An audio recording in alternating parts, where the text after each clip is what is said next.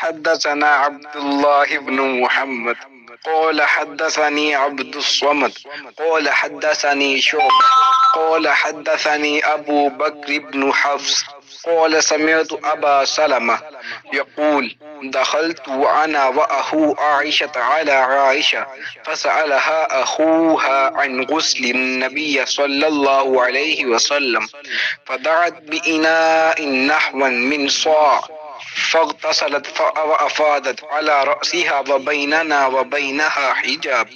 قال أبو عبد الله قال يزيد بن هارون وبهز والجدي عن شعبة قدر صاع.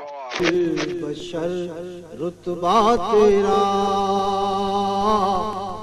آواز حق خطبہ تیرا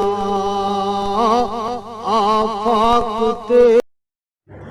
میں ابو سلمہ اور حضرت عائشہ رضی اللہ عنہا کے بھائی حضرت عائشہ کی خدمت میں گئے. ان کے بھائی نے نبی کریم صلی اللہ علیہ وآلہ وسلم کے غسل کے بارے میں سوال کیا تو آپ نے صاف جیسا ایک برتن منگوایا، پھر غسل کیا اور اپنے اوپر پانی بہایا. اس وقت ہمارے درمیان اور ان کے درمیان پردہ حائل تھا. صحیح بخاری حدیث نمبر 251. دعویٰ ہے تیری چاہت کا